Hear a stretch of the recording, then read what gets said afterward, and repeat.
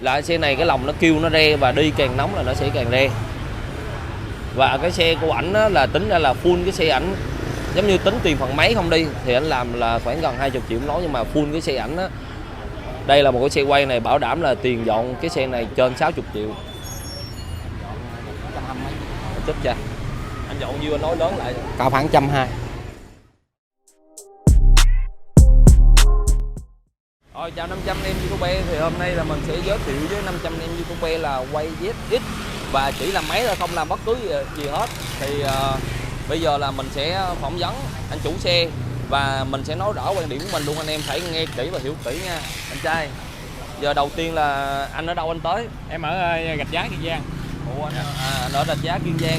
Thì bây giờ sao mà anh biết được anh tới đây? Thì coi qua YouTube á, nhờ anh Tây coi. Rồi sao anh biết anh lên được tới đây, rồi xe sao lên được tới đây? Xe thì em gửi xe và anh Tây có người em qua lấy xe đem về tiệm. Rồi ví dụ gửi xe, anh gửi xe nào lên đây? Gửi nhà xe Tô Châu ở Lê Hồng Phong. Rồi thì bây giờ đó, ví dụ như nhiều câu hỏi anh em nào ở tỉnh á thì lên, thì làm ơn tỉnh nào tỉnh đó thì tự liên hệ nhà xe nào mà gửi lên được Sài Gòn, một là bến xe miền Đông, hai là Lê Hồng Phong quận 5 thì sẽ có người ra lấy giùm anh em. Đó thì ví dụ khi mà anh em muốn gửi lên thì anh em hỏi trước giá tiền là muốn làm mấy rồi vậy bao nhiêu tiền, hoặc làm bao nhiêu lâu rồi xong. Hai vấn đề, một là gửi xe lên là anh em tự liên hệ, hai là vấn đề làm mấy bao nhiêu tiền là xong. Rồi anh em khỏi hỏi về vòng, tôi không thích nói nhiều, ví dụ tôi thấy xe thấy người tôi mới tính, rồi chưa thấy xe thấy người mấy ông hỏi này hỏi kia tôi cũng biết, xưa giờ vậy.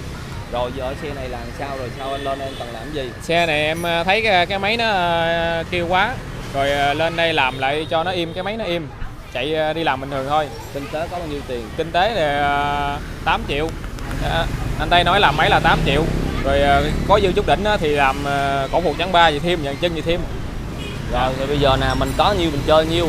Ví dụ như bình thường hay quýnh combo là làm máy cổ phụ chắn 3, hoặc là anh em nào có tiền á thì anh em là làm máy và làm cổ phụ chắn 3 làm dàn chân luôn. Còn nếu mà ai không có tiền, ví dụ 3-4 triệu, 4-5 triệu đổ về thì quýnh dàn chân trước, bởi vì dàn chân độc lập với phần máy.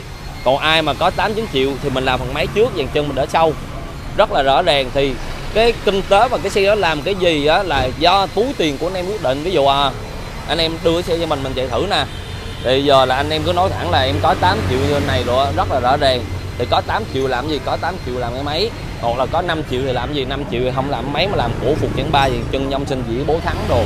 Rồi vậy là bây giờ là mình sẽ tiến hành mình chạy máy này ra. Rồi lúc mà làm xong là sao? Làm xong thì nhà anh Tây giờ gửi về xe về dưới quê cho em, là Rạch Giá, Kiên Giang. Thì muốn lên đây gặp em để bàn giao trước rồi. Đúng rồi. Giờ thì Dạ.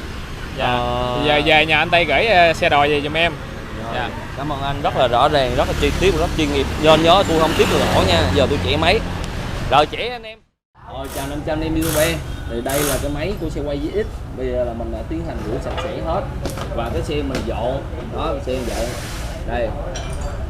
Hay cái xe mình chỉ làm máy không, mình cũng đều rửa phần máy sạch sẽ hết. Đó đây, mình đều rửa sạch sẽ hết ha. Rồi lóc máy lóc đồ sạch sẽ, và mình sẽ kiểm tra những con ốc nào tuôn, những con ốc nào không tuôn để mình đi đóng sơ mi lại. Đó, ví dụ ốc cái chân là mình phải kiểm tra nó.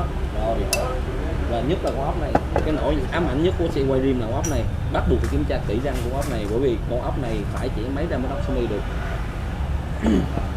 Dên là mình sẽ thay bạc đạn dên rồi tên và bạc đạn máy là mình đã thay full bạc đạn máy rồi tên ở trong đây hết rồi nè anh em.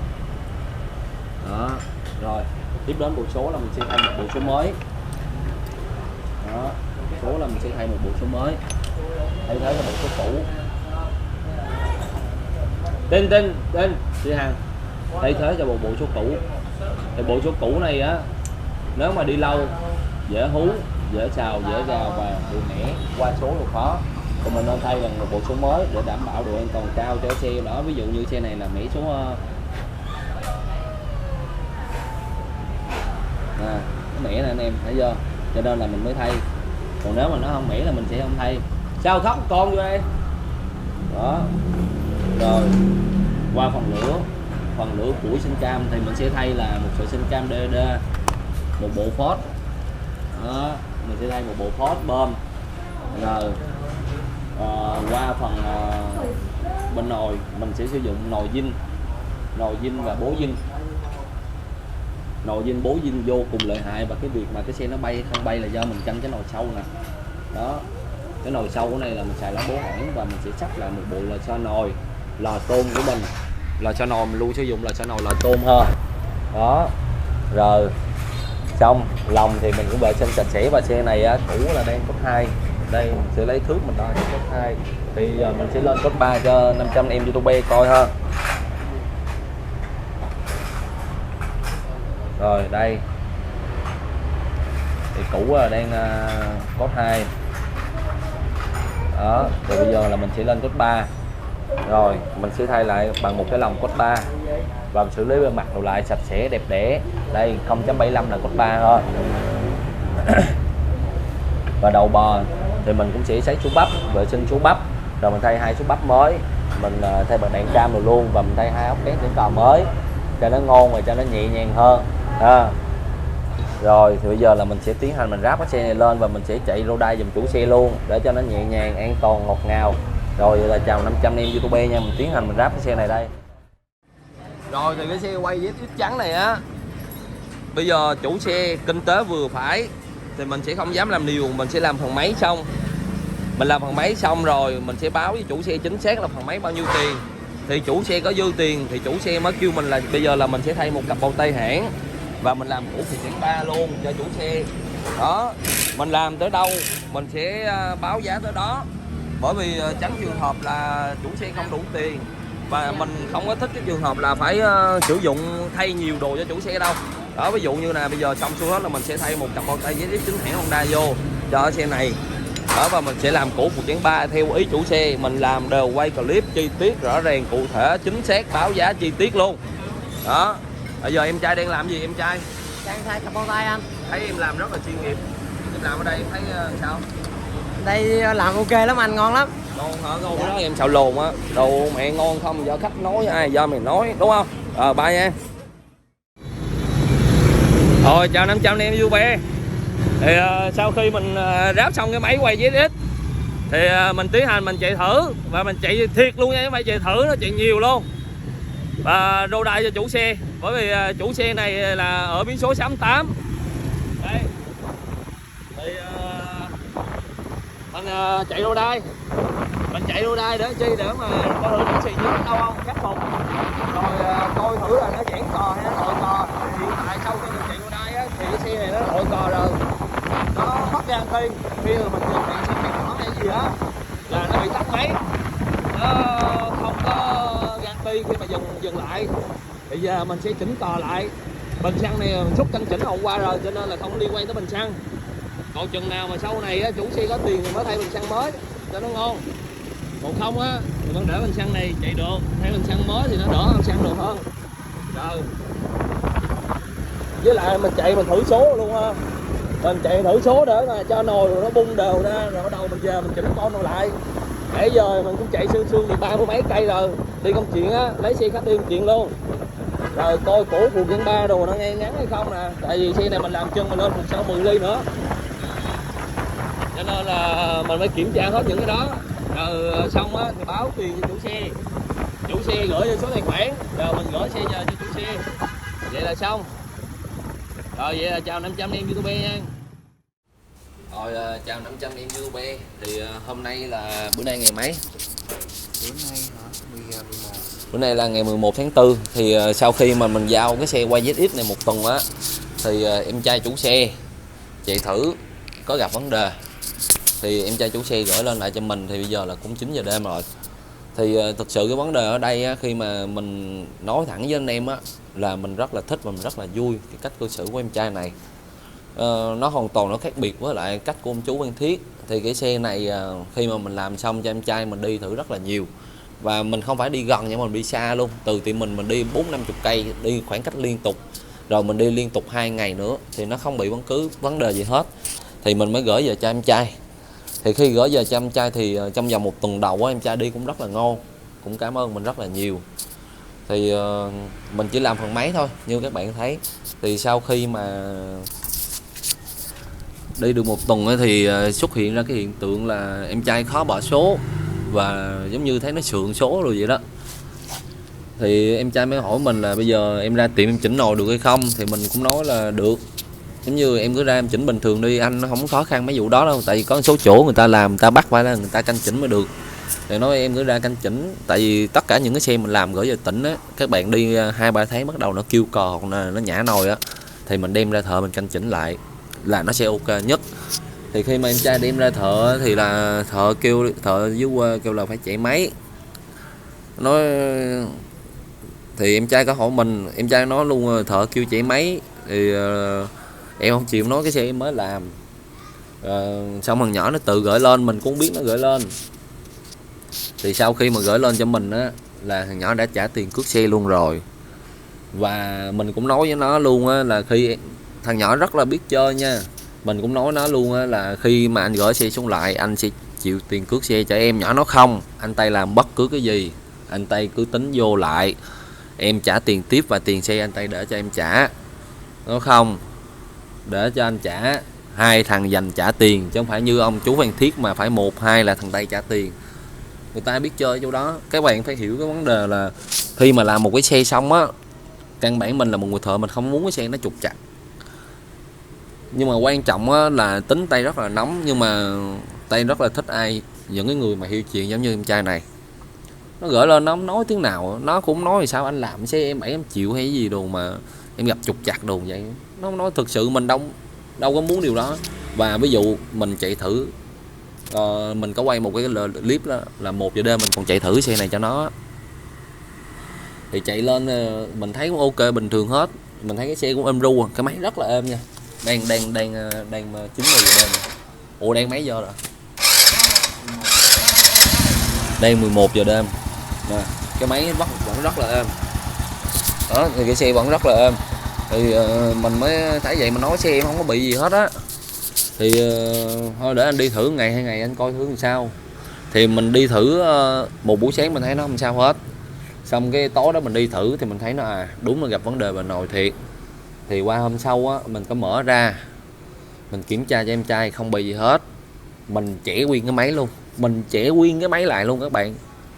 Mình chẻ nguyên cái máy lại luôn thì nó bị gặp trục trặc trong bộ số. Vậy là chứng tỏ mấy anh thợ dưới quê, mấy anh đúng, mấy anh đẳng cấp, mình khắc phục lại cho người ta. Và hoàn toàn không tốn bất cứ cái gì hết về kinh phí. Và mình không nói cho anh chủ xe nó biết luôn. Thì 3 ngày sau nó quay lên lại, nó chạy lên lại, nó tặng bịch khô. Tại vì sao mình sửa xe cho mấy người bình dân, công nhân viên chức, dân lao động chạy Grab đâu không à. Nó tặng nhà, nói chung là cái đó tấm lòng quý. Nó lên không những nó không trách móc, nó không nói gì, nó tặng cho anh tay bịch khô nữa. Rồi xong thì bây giờ mình nói là em chờ em coi clip của em rất là ghê gớm rồi em sẽ hiểu. Nó nói là anh tay làm gì anh tay phải tính tiền nha, để có tiền trả tiền cho lính đâu nữa. Nói không thì mày cứ coi clip đi, tao không nói gì với mày hết á, nhưng mà tiền gửi xe về để tao trả. Tôi chẻ cái xe ra lại luôn các bạn, tôi chẻ cái xe ra lại, tôi chẻ lại. Thì cái đó là cái sai lầm của mình mình làm mình phải chịu chứ. Đâu có nào mà giống tôi là làm sai mà bươn mất lên cho 500 em YouTube coi đâu. Tôi làm sai tôi dám nhận á, cho nên đó giờ tôi làm sai tôi nhận sai, tôi làm đúng tôi nhận đúng, cho nên đó giờ chưa có ai mà giống như nói tôi cái này kia bóc không có đúng đó. Thì sau clip này mình sẽ cho các bạn coi về một cái clip của xe quay đen, người ta sửa có 100 mấy chục triệu luôn. Nhưng mà cái đó là cái vấn đề khác nữa nha. 100 mấy chục triệu là dọn nguyên cái xe rồi phần máy rồi, người ta làm cũng gần 20 triệu lần. Nhưng mà cho anh em coi, anh em tham khảo thôi. Còn ví dụ thực sự luôn rất cảm ơn em trai này vì hoàn toàn tin tưởng anh Tây. Khi mà bất cứ ai mà gửi gắm niềm tin cho mình sẽ làm hết sức có thể cho một chiếc xe, về chế độ bảo hành và cách vận chuyển xe hay tất cả mọi thứ. Riêng em trai này nó biết chơi là tôi sẽ chịu 100% hết, chứ đừng có nói mà anh Tây phải tính tiền em. Không phải tôi quay clip lên thì tôi nói, tại vì khi mà nó lên đó, mình đã nói trước cho nó rồi.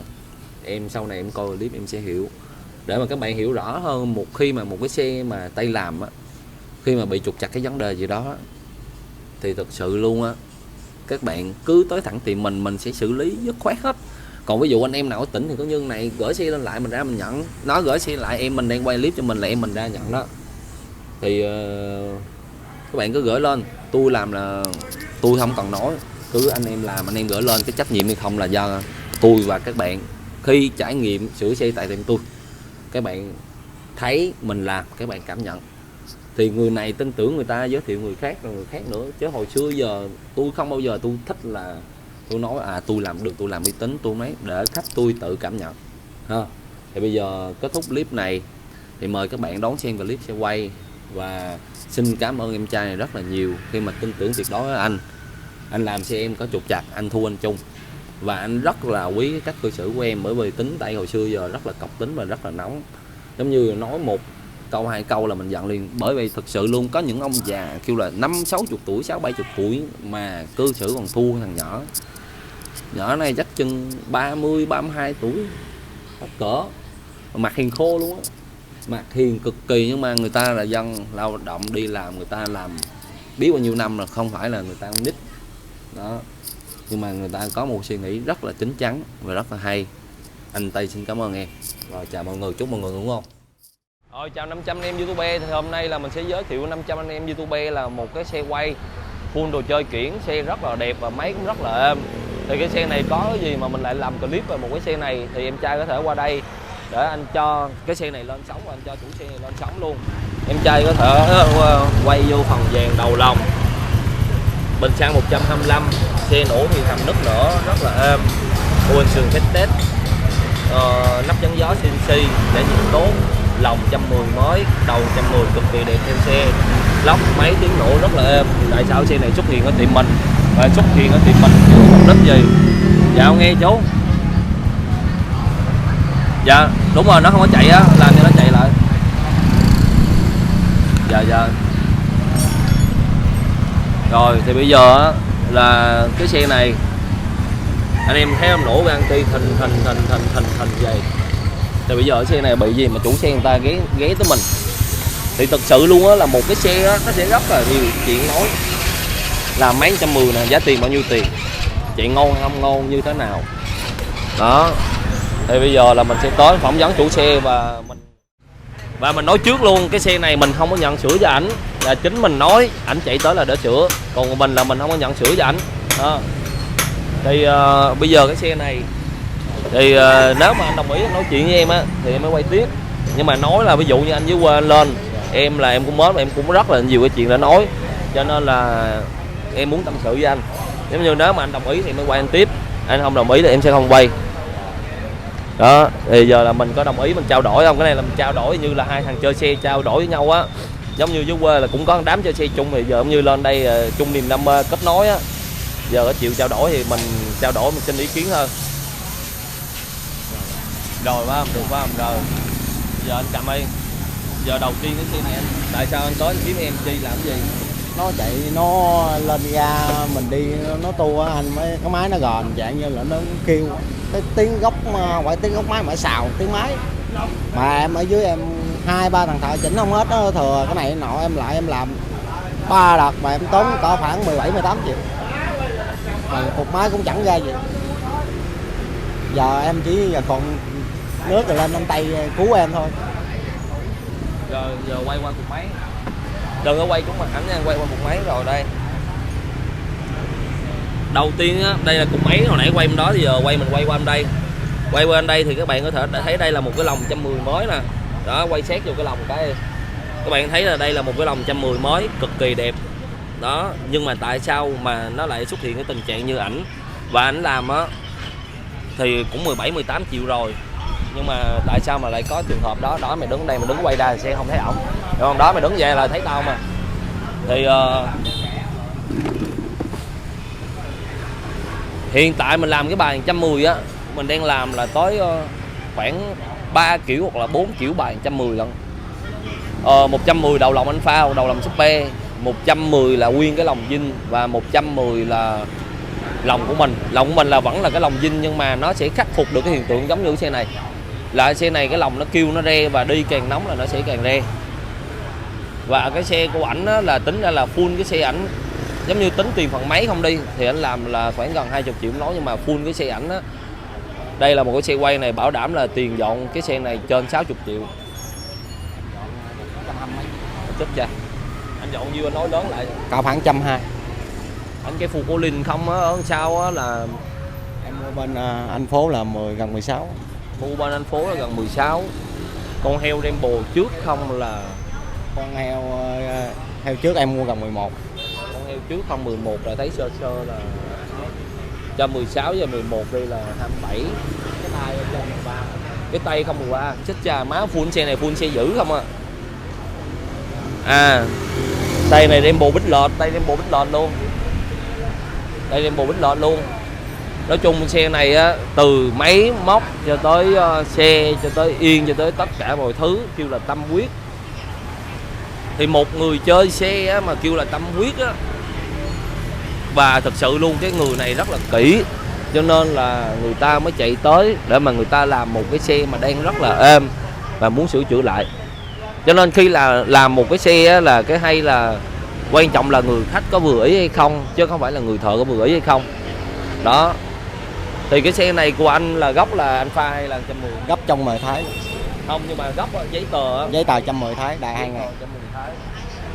Xe giấy tờ 110 Thái luôn. Thì bây giờ cái xe này của ảnh á là mình có chạy rồi. Thì cái xe này của ảnh chính xác là cái xe nó êm tuyệt đối, nhưng mà chạy không thoải mái, mà chạy không nhẹ, và chạy không đã. Cái xe ảnh nổ ga anti rất là êm, nhưng mà khi mà vừa dặn ga vô là nó kêu là nó bị rột. Nó rột cái bụng. Lên bài 110 này á, tay chính là cái người bị rất là nhiều. Và mình cũng thắc mắc là người ta có làm hay không, có bị hay không, mà có hết hay không. Nhưng mà riêng tay là tay chỉ dứt điểm được cái bệnh rột này.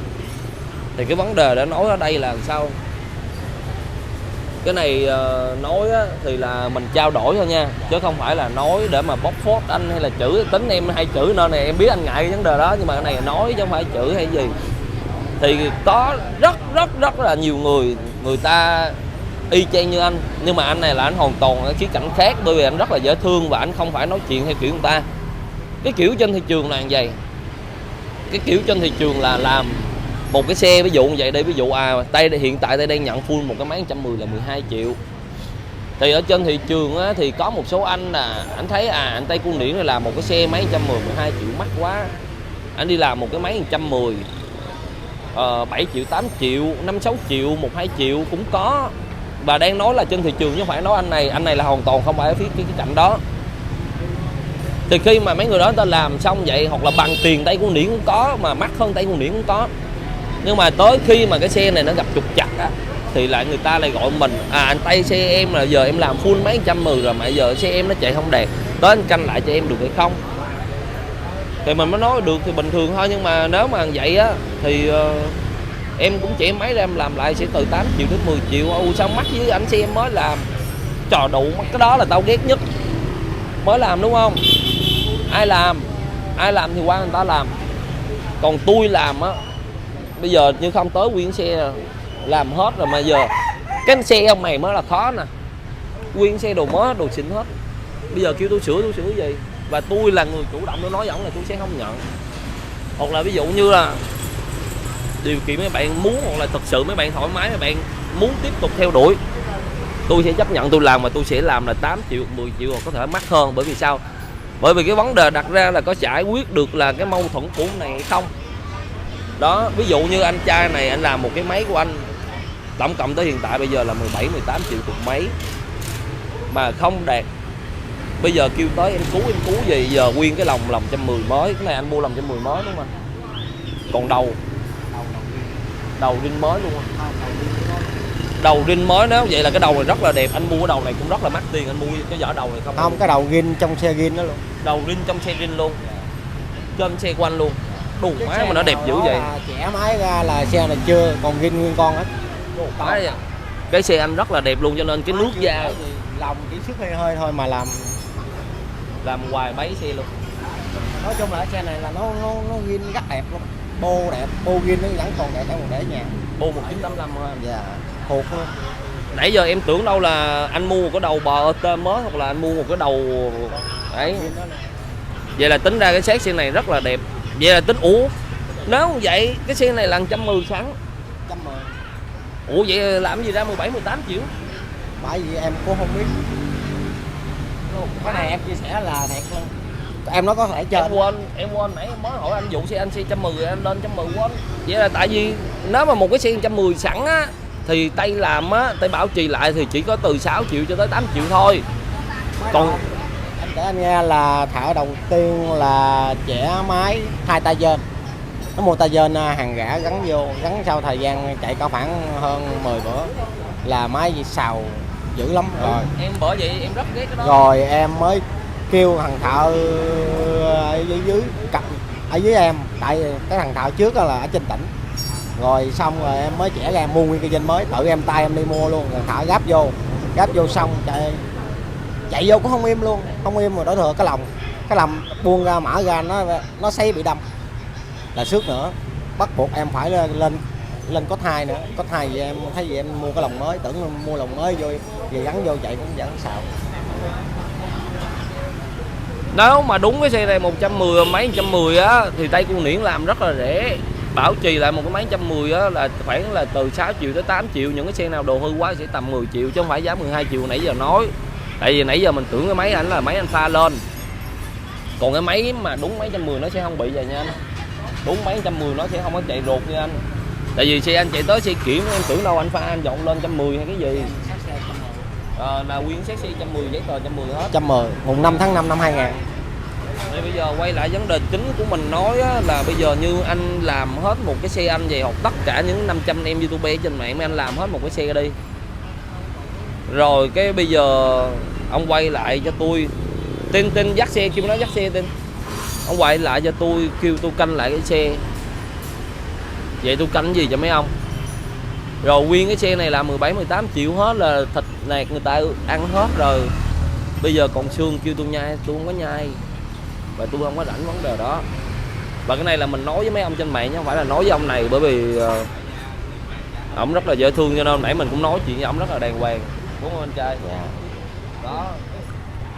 Thì nếu như vậy đó là anh nên coi lại. Và ví dụ cho em hỏi thêm đó, bây giờ em hỏi anh á, em nói anh một câu anh có thử suy nghĩ và anh nói suy nghĩ của anh cho em nghe là Em bây em giờ nói, là ví dụ như là đó, bây giờ em chỉ nói cái suy nghĩ của em trước rồi em xin cái ý nghĩ của anh. Và ví dụ mình trao đổi đây là như là hai thằng chơi xe trao đổi với nhau. Bởi vì thực sự luôn là không phải là vô tiệm tôi là tôi sẽ tìm cách tôi móc túi tiền của bạn rồi tôi lấy, và tôi nói thẳng luôn tôi không cần sửa cái xe này, và bất cứ mấy xe khác cũng vậy.